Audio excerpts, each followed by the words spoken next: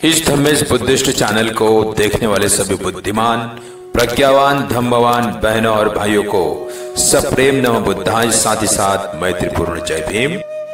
आपके लिए आज फिर नए वीडियो के साथ हाजिर हूं। वीडियो का विषय है अशोक विजयादशमी या धम्म चक्र प्रवर्तन दिवस।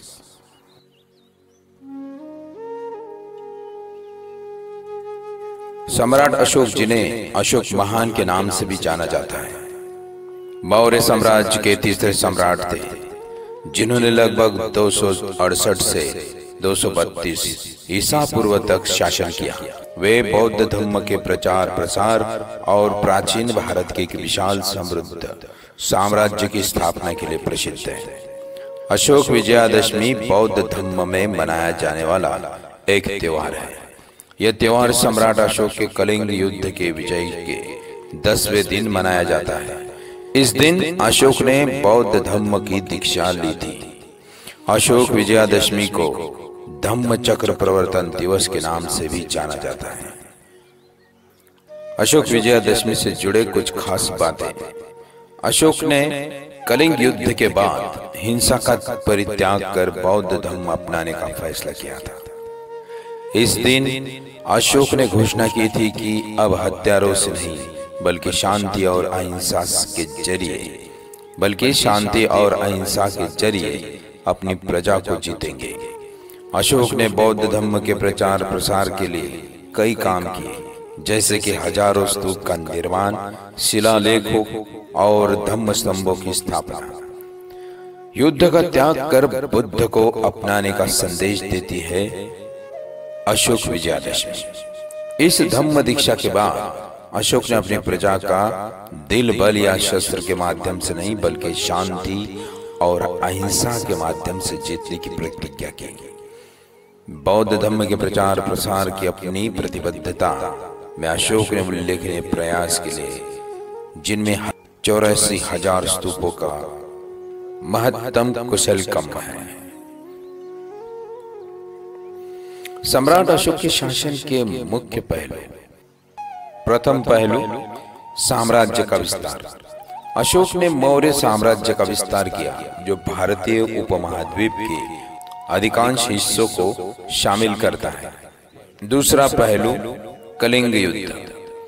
कलिंग का युद्ध उसके शासन का एक महत्वपूर्ण क्षण था। युद्ध की क्रूरता ने उन्हें गहरा प्रभावित किया, जिससे उनके शासकीय दृष्टिकोण में परिवर्तन आया। तीसरा पहलू, बौद्ध धर्म को अपनाना। युद्ध के कारण होने वाली पीड़ा को देखकर अशोक ने बौद्ध धर्म को अपनाया और इसके शिक्षाओं का प्रचार प्रसार किया। उन्होंने अहिंसा, करुणा और सामाजिक कल्याण पर जोर दिया। चौथा पहलू, शिलालेख और स्तूप। अशोक अपने साम्राज्य के चट्टानों और स्तूपों पर अंकित अपने धम्म आज्ञा के लिए प्रसिद्ध है, जो उनकी नीतियां और बौद्ध सिद्धांतों को व्यक्त करती है, तथा अशोक का सिंहासन एक प्रमुख प्रतीक है। पांचवा पहलू, धम्म का प्रचार। उन्होंने शासन में धम्म, नैतिक कानून के महत्व पर जोर दिया, अपने विषयों के कल्याण और नैतिक आचरण पर ध्यान केंद्रित किए।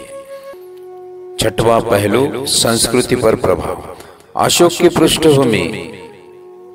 पृष्ठभूमि ने बौद्ध धर्म को भारत के बाहर फैलाने में मदद की, जिसमें श्रीलंका, मध्य एशिया और दक्षिण पूर्व एशिया शामिल है। सातवां पहलू, विरासत। अशोक को भारत के सबसे महान शासकों में से एक माना जाता है और उनकी शांति और सहिष्णुता की नीतियों का भारतीय इतिहास और संस्कृति पर दीर्घकालीन प्रभाव पड़ा है।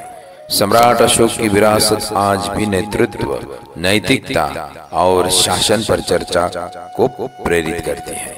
सम्राट अशोक के बौद्ध धर्म अपनाने के मुख्य कारणों में से सबसे महत्वपूर्ण कारण कलिंग का युद्ध है। कलिंग युद्ध लगभग 261 ईसा पूर्व में अशोक की सेना ने भयंकर नरसंहार किया, जिसमें हजारों सैनिक और नागरिक मारे गए। युद्ध के बाद अशोक ने जब युद्ध भूमि में व्यापक विनाश और हताहतों को देखा, तो वे अत्यधिक व्यथित हो गए।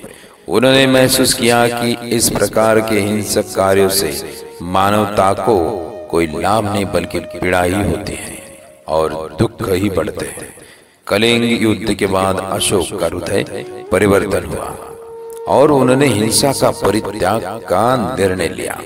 इस मानसिक और भावनात्मक परिवर्तन में उन्हें बौद्ध धर्म की अहिंसा और करुणा की शिक्षा की ओर आकर्षित किया।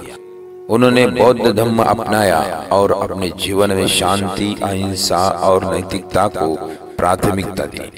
इसके बाद अशोक ने बौद्ध धर्म को अपने शासन का आधार बनाया और इसे पूरे भारत और अन्य देशों में फैलाने का प्रयास किया।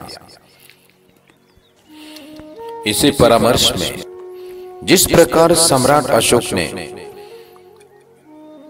विजयादशमी के दिन बौद्ध धर्म का स्वीकार किया था, उसी दिन का डॉक्टर बाबा साहब अम्बेडकर ने चुनाव किया और 14 अक्टूबर 1956 को विजयादशमी, अशोक विजयादशमी के दिन ही डॉक्टर भीमराव रामजी अम्बेडकर के नेतृत्व में 5 लाख लोग, तत्कालीन दलित लोग, अशोक विजयादशमी के दिन बौद्ध धर्म अपनाने के लिए नागपुर की दीक्षा भूमि में एकत्र हुए। इस दिन को धम्म चक्र प्रवर्तन दिन के रूप में पुनः साझा करके आज तक मनाया जाता है।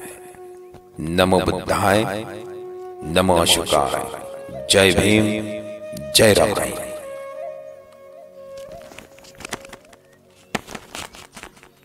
साधुवाद, धन्यवाद।